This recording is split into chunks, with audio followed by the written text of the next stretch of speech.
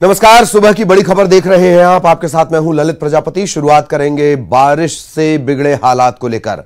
प्रदेश के कई इलाकों में, मध्य प्रदेश के कई इलाकों में झमाझम बारिश का दौर लगातार जारी है। इधर भोपाल में भी कल से लगातार बारिश हो रही है। धीरे धीरे बिगड़ने लगे हैं हालात। निचले इलाकों में पानी भरा हुआ है। भोपाल के आसपास नदी तालाब ओवरफ्लो है। मौसम विभाग ने तेज बारिश का अलर्ट भी जारी किया है। भोपाल, जबलपुर, सागर संभाग समेत कई जिलों में तेज बारिश का अलर्ट जारी किया गया है। ये तस्वीरें हम लगातार आपको दिखा रहे हैं। सड़कें तालाब में तब्दील होती नजर आ रही हैं। धीरे धीरे पानी बढ़ता जा रहा है।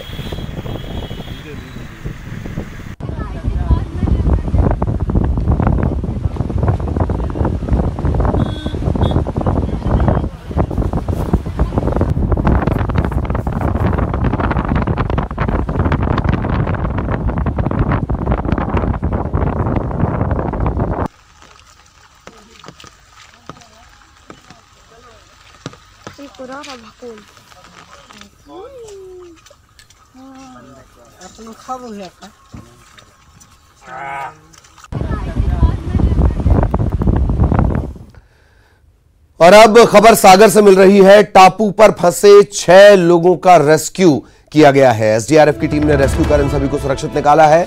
बाफना नदी में एक टापू पर ये सभी 6 लोग फंस गए थे। राहतगढ़ के पचमाड़ा गांव का ये पूरा मामला है। तो टापू पर फंसे लोगों का रेस्क्यू कर इन्हें निकाला गया है, सुरक्षित निकाल लिया गया है।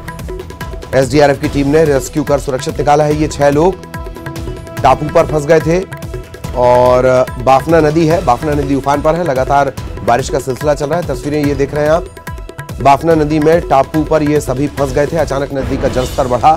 राहतगढ़ के पचमाड़ा गांव का ये पूरा मामला है, लेकिन सुरक्षित इन्हें निकाल लिया गया।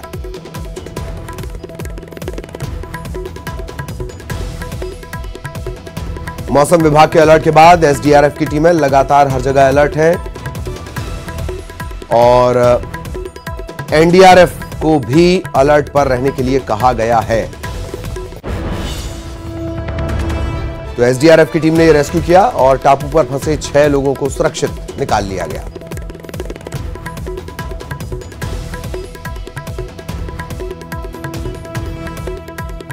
बाफना नदी में टापू पर ये सभी लोग फंसे हुए थे, जिन्हें सुरक्षित निकाला गया है। राहतगढ़, सागर के राहतगढ़ का ये मामला। पचमाड़ा गांव, बाफना उफान पर है। लगातार अलर्ट जारी किया जा रहा है।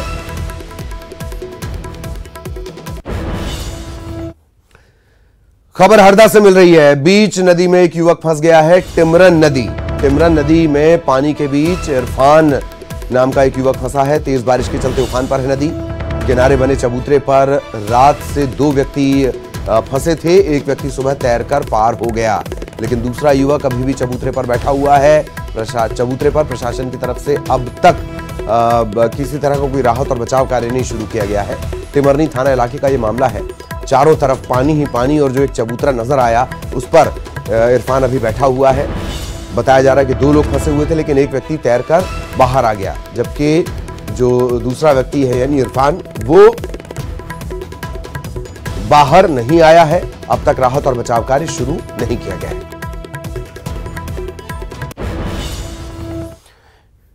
इधर भोपाल में बारिश की वजह से भदभदा डैम और कलियासोत डैम में पानी का दबाव बढ़ता जा रहा है।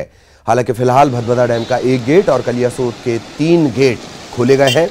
डैम के गेट खोलने के बाद जो नदी किनारे रहने वाले लोग हैं उन्हें अलर्ट भी किया गया है। एहतियातन उन्हें अलर्ट किया गया है।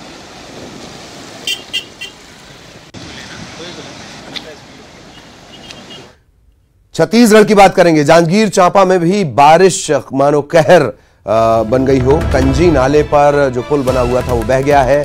साल भर पहले ही इस पुल का निर्माण हुआ और साल भर में ही ये ध्वस्त हो गया। अब आवागमन के लिए लोगों को भारी परेशानी का सामना करना पड़ रहा है। पुल बहने से दर्जनों गांव जिला मुख्यालय से कट गए हैं। तस्वीरों को देखकर आप अंदाजा लगा लीजिए। पामगढ़ और जांजगीर के बीच कंजी नाले पर यह पुल बना हुआ था और पिछले साल ही ये पुल बना, 1 साल पहले ये पुल बना और अब बारिश में बह गया।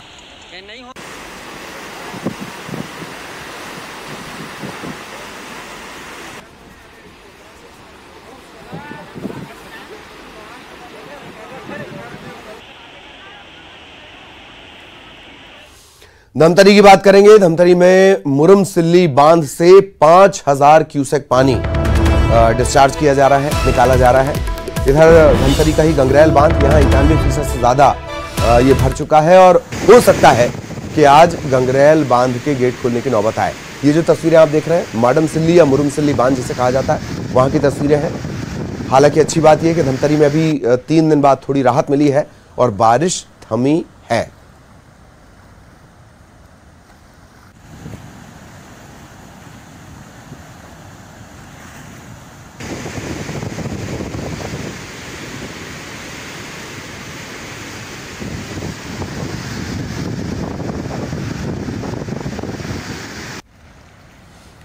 तो ये माडमसिल्ली बांध की तस्वीरें इस वक्त आप देख रहे हैं, जिसके गेट खोले गए हैं और गंगरेल बांध वो भी 91% भर चुका है। धमतरी में हालांकि पानी रुक गया है।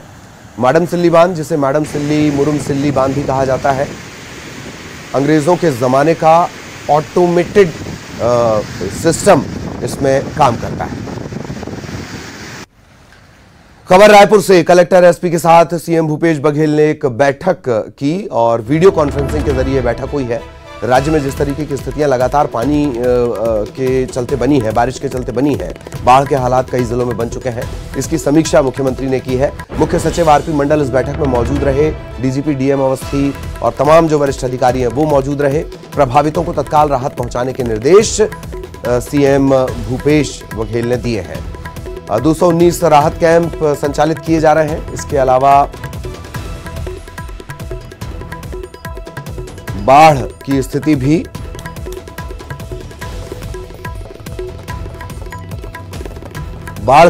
कई जिलों में बनी है। रायगढ़, राजनांदगांव, बलौदाबाजार, जांजगीर चांपा, रायगढ़ रायपुर में सबसे ज्यादा बारिश हो रही है। बिलासपुर में बारिश हुई है, जांजगीर चांपा में बारिश हो रही है। तो कई जिलों में बाढ़ के हालात बन गए हैं।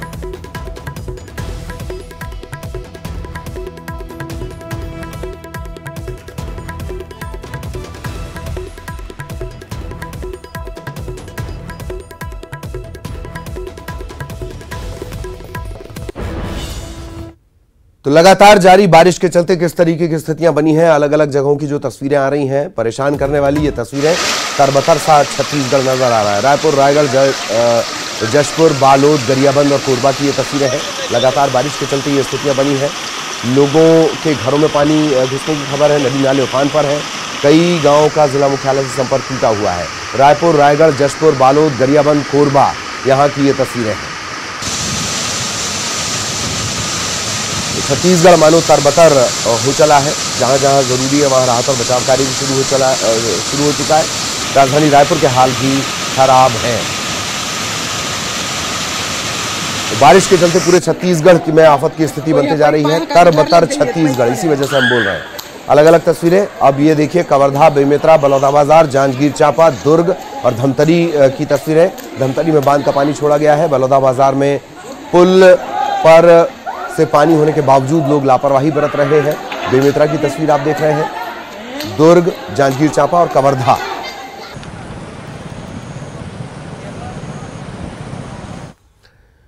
इधर बिलासपुर में भी कई इलाके जलमग्न हो गए हैं। गांवों के साथ साथ शहर में कई वार्ड में बाढ़ जैसी स्थिति बनी हुई है। लोगों को खासी परेशानी का सामना करना पड़ रहा है। इधर बैटरी से लोगों को ये सर तालाब 25 फीट गहरा है। यहाँ बिजली की समस्या अगर जा रही है, बैटरी का सहारा भी लोग ले रहे हैं। बिजली समस्या पानी के दिनों में हमेशा बनी रहती है।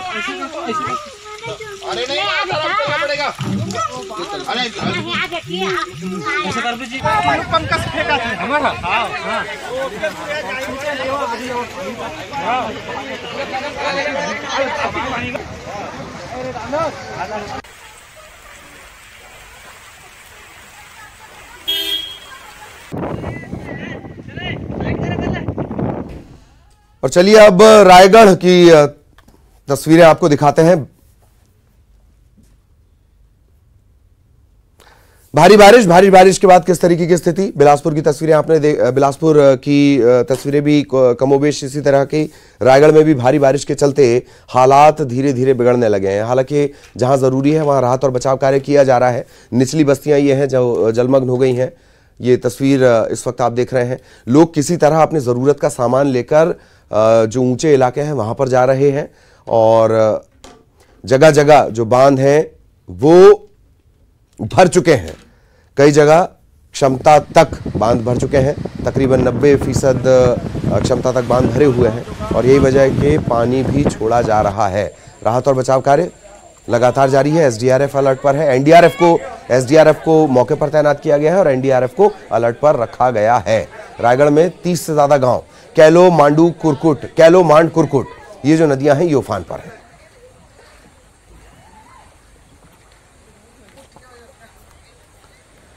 तो अलग अलग जगहों की हम तस्वीरें दिखा रहे हैं। ये रायगढ़ की तस्वीर, किस तरीके से लोगों के लिए परेशानी बढ़ गई है। भारी बारिश ने जमकर तबाही मचाई है। 2 ब्लॉक हैं, 2 ब्लॉक के 30 गांव, यहां बाढ़ का खतरा लगातार बढ़ता जा रहा है। 6 राहत शिविर बनाए गए हैं पर वो नाकाफी नजर आ रहे हैं। लोगों को शिफ्ट किया जा रहा है, उसकी शिफ्टिंग की भी आपने तस्वीरें देखी। महानदी जो छत्तीसगढ़ की जीवनदायिनी नदियों में से एक है, महानदी भी उफान पर है। केलो मांड कुरकुट जो सहायक नदियां हैं वो भी उफान पर है।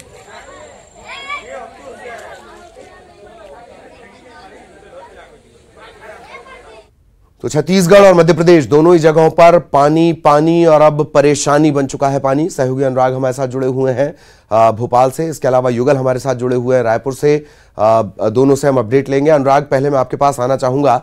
बारिश का सिलसिला लगातार जारी है। अनुराग भी अभी छाते के साथ आप तक ये अपडेट पहुंचा रहे हैं। अनुराग, क्या लग रहा है कि मौसम विभाग ने क्या कुछ कहा है? कोई राहत मिल पाएगी, नहीं मिल पाएगी, किस तरीके की स्थिति?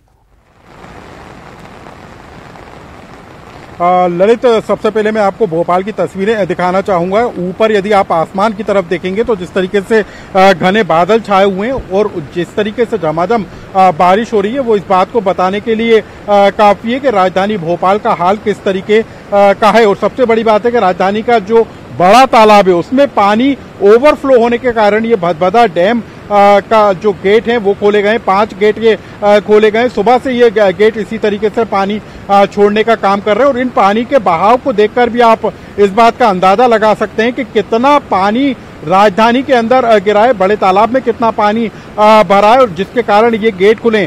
सिर्फ भदभदा डैम ही नहीं, कलियासोट डैम, कोलार डैम, तमाम जो डैम है वो ओवरफ्लो हो गए और इसी कारण से दरवाजे खोलकर पानी को बाहर निकाला जा रहा है। यही हालात अमूमन पूरे शहर का है क्योंकि राजधानी के निचले इलाकों में पूरी तरीके से पानी भर गया है। डीआईजी बंगला, सिंधी कॉलोनी, बाणगंगा चौराहा, लिंक रोड, अशोका गार्डन, ये वो तमाम इलाके हैं जहां पर पानी भर जाने के कारण लोगों की गाड़ियां एक सड़क से दूसरी सड़क पर नहीं जा पा रही। और सबसे बड़ी बात है कि मौसम विभाग ने बताया है कि बीते 24 घंटे के अंदर राजधानी में 9 सेंटीमीटर बारिश दर्ज की गई है। ये सुबह तक का आंकड़ा है, 4 से 5 बजे तक का, और उसके बाद भी जो बारिश हुई है वो बताती है कि कितने बड़े पैमाने पर राजधानी के अंदर बारिश हुई है। और मौसम विभाग का इस बात को लेकर अभी अनुमान है कि अगले 12 से 24 घंटे के अंदर इसी तरीके का मौसम रहने वाला है। बारिश का दौर इसी तरीके से जारी रहेगा। भोपाल, जबलपुर, सागर संभाग के कई इलाकों में तेज बारिश होगी।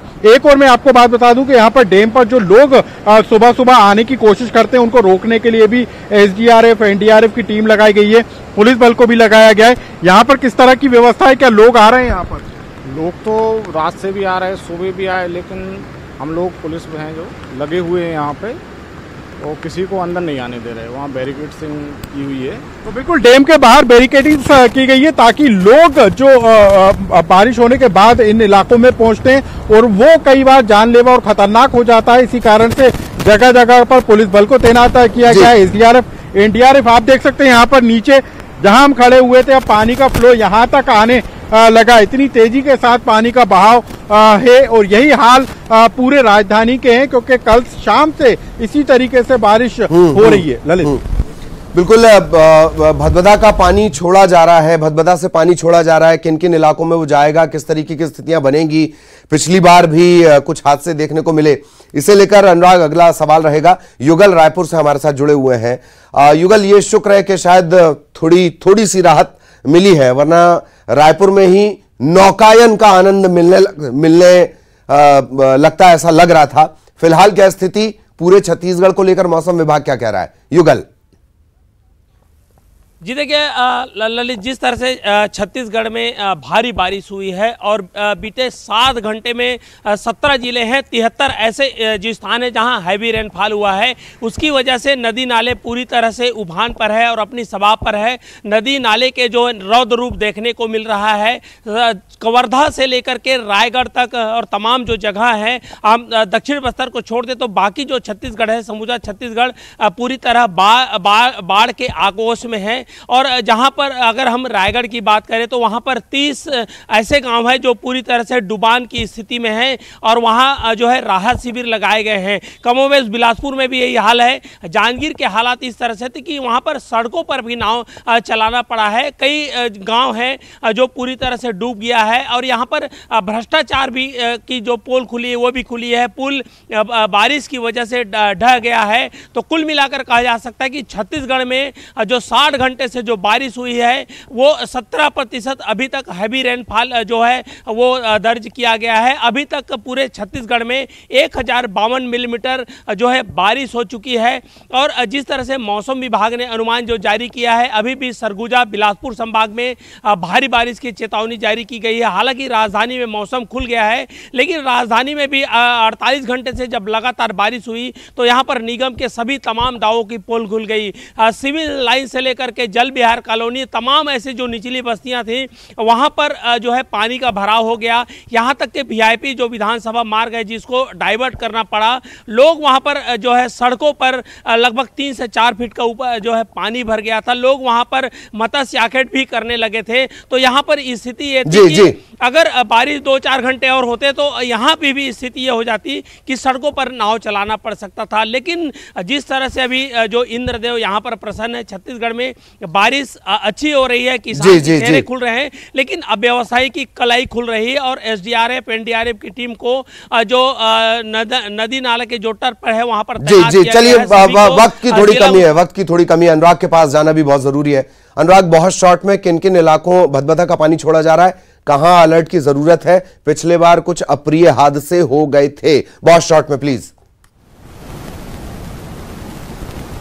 बिल्कुल, देखिए तो उन तमाम इलाकों में एसडीआरएफ एनडीआरएफ की टीम को तैनात कर दिया गया है जहां पर बाढ़ के हालात बन सकते हैं, क्योंकि यहां से भदभदा गेट से पानी छोड़े जाने के बाद ये आगे रायसेन, सीहोर, विदिशा होते हुए आगे तक पानी जाता है। और जिस तरीके से पानी का बहाव तेज होता जा रहा है उससे आप अंदाजा लगा सकते हैं। तो कुल मिलाकर अलर्ट पहले जारी कर दिया गया था। उन तमाम इलाकों पर अनाउंसमेंट के जरिए इलाकों को भी खाली कराया जा रहा है जहां पर पानी भरने की संभावना है, ताकि किसी तरह की जनहानि ना हो। और अच्छी खबर यह भी है कि अभी तक किसी तरह की कोई जनहानि की खबर निकल कर नहीं आई है। बारिश का दौर, लेकिन बहुत अच्छी बात की तरफ आपने इशारा किया है। ध्यान दीजिए, अनुराग ने कितनी एक इंपॉर्टेंट बात भी ये बताई है। पानी का प्रवाह आप देखिए, अनुराग जिस जगह पर खड़े थे 3 मिनट बाद हम अनुराग के पास आए और 3 मिनट के भीतर ही वहां पर पानी आने लगा है। यानी कितना तेज पानी का फ्लो है इसका भी अंदाजा लगाइए। बहुत तेजी से पानी जल स्तर बढ़ भी रहा है। अगर आप निचली इलाकों में रहते हैं, निचली बस्ती से जुड़े इलाकों में रहते हैं, बहुत सावधानी बरतें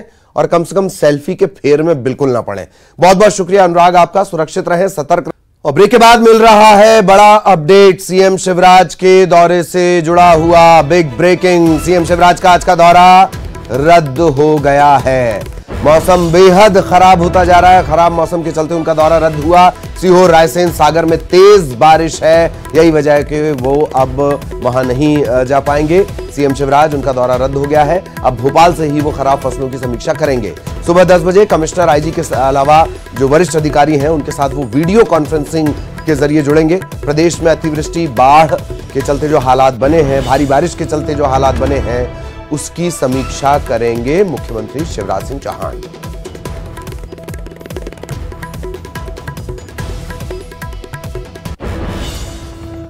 अगली खबर भी भोपाल से ही। उपचुनाव को लेकर कमलनाथ ने निर्देश जारी किए हैं। किस तरीके से पूरा काम किया जाएगा, संगठन को लेकर ये बड़े महत्वपूर्ण दिशा निर्देश है। विधानसभा प्रभारी, सह प्रभारी, समन्वयक, मंडलम अध्यक्ष, सेक्टर प्रभारी, पन्ना प्रभारियों की जिम्मेदारी तय कर दी गई है। विधानसभा प्रभारी मंडलम की लगातार मीटिंग करेंगे और पीसीसी चीफ कमलनाथ को इसका फीडबैक जाएगा। सह प्रभारी को भी मॉनिटरिंग का जिम्मा दिया गया है। सेक्टर अध्यक्ष को बूथ के पन्ना प्रभारियों से संपर्क लगातार रखना होगा। ये पोस्ट है, किस हिसाब से किसे क्या काम करना है। मंडलम अध्यक्ष सेक्टर अध्यक्षों बूथ के पन्ना प्रभारियों के लगातार संपर्क में रहेंगे। सेक्टर प्रभारी को पन्ना प्रभारियों की नियुक्ति की जिम्मेदारी भी दी गई है। जातिगत आधार पर पन्ना प्रभारी की नियुक्ति होगी। पन्ना प्रभारी मतदाता सूची पर भी नजर रखेंगे। 27 सीटों के उपचुनाव को लेकर जिम्मेदारियां तय हुई हैं।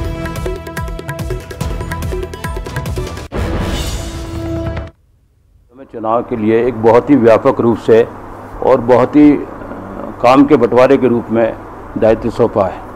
27 सीटों पर उन्होंने एक तो प्रभारी बनाए हैं, जो प्रदेश के हमारे पूर्व मंत्री उनमें हैं, वरिष्ठ कांग्रेस नेता हैं। उन्होंने उन प्रभारियों के साथ में समन्वयक और सहायक समन्वयक बनाए हैं। पहली बार दायित्व दिया गया प्रभारियों का कि वो अपने क्षेत्र में मंडल बनाएं, सेक्टर बनाएं और उसके बाद में बूथ लेवल तक कांग्रेस की गतिविधियों को संचालित करने के लिए पन्ना प्रभारी बनाएं। तो इस तरह 3 स्तर पर जिला जो हमारी सीट है उसका प्रभारी, दूसरा मंडल प्रभारी, तीसरा सेक्टर प्रभारी और सेक्टर प्रभारियों को ये दायित्व दिया गया है कि वो बूथ लेवल तक कांग्रेस को विजय बनाने की तैयारी करें। इस तरह के इंस्ट्रक्शन कमलनाथ जी ने सभी 27 हमारे जो प्रभारी हैं उनको भेजा है और हमारा विश्वास है कि जिस तरह कांग्रेस संगठनात्मक रूप से कमलनाथ जी के नेतृत्व में काम कर रही सभी सीटों पर, कांग्रेस सभी सीटों पर विजय प्राप्त करेगी। निश्चित तौर पर आज कमलनाथ जी के नेतृत्व में पहले भी जब प्रदेश कांग्रेस कमेटी के अध्यक्ष बन के आए थे और 4-5 माह की उनकी मेहनत, संगठन क्षमता के कारण प्रदेश में कांग्रेस की सरकार बनी और आज फिर से उपचुनाव का जो बीड़ा उठाया आदरणीय कमलनाथ जी ने, बूथ मंडल सेक्टर का गठन करके 3 महीने से मॉनिटरिंग करके संगठन को, कांग्रेस के संगठन को बहुत मजबूत कर दिया है और हम संगठन के दम पे आदरणीय कमलनाथ जी के नेतृत्व में मध्य प्रदेश का उपचुनाव जीतेंगे। और इस पूरी खबर में जिस एक शब्द पर आपत्ति हो सकती थी उसे बीजेपी ने लपक लिया। रजनीश अग्रवाल ने लपका है। कमलनाथ के पत्र पर बीजेपी ने हमला बोला है। बीजेपी के प्रवक्ता रजनीश अग्रवाल बयान जारी किया है। जातीय आधार पर नियुक्ति उन्माद फैलाने की कोशिश। पीसीसी का पत्र इस बात को जाहिर करता है कि कांग्रेस के पास उपचुनाव में संगठन पदाधिकारियों का टोटा है। उपचुनाव में कांग्रेस को कोई कार्यकर्ता नहीं मिल रहा है। अध्यक्ष का अपने कांग्रेस के नेताओं को लिखा ये पत्र ये बात उजागर करता है कि उनके कांग्रेस के संगठन का ढांचा पूरी तरह से ढह चुका है। नीचे से लेकर ऊपर तक, ऊपर से लेकर नीचे तक जो उनके संगठन के पदाधिकारी हैं वो कांग्रेस छोड़ चुके हैं और नए स्तर पर नियुक्तियां की जानी हैं। अब नए स्तर पर नियुक्तियां संभव है नहीं क्योंकि कांग्रेस के जिम्मेदार कार्यकर्ता अब उनकी पार्टी में उन क्षेत्रों में बचे नहीं, इसलिए केवल और केवल जातीय आधार पर नियुक्ति करने की बात कहकर जातीय उन्माद फैलाकर बढ़ाकर जातीय संघर्ष की तरफ कांग्रेस इस चुनाव को ले जाना चाहती है। इसलिए समाज को कांग्रेस से सतर्क रहने की जरूरत है और पुलिस प्रशासन को भी सतर्क रहने की जरूरत है क्योंकि ये 2018 के पहले जिस प्रकार इन्होंने जाति से जाति, मनुष्य से मनुष्य को लड़ाने का काम किया था वो फिर पुनरावृत्ति करने का काम ये कर रहे हैं क्योंकि अब इनके पास में वहां कार्यकर्ता नहीं, केवल और केवल दंगा उन्माद ही एक सहारा बचा है।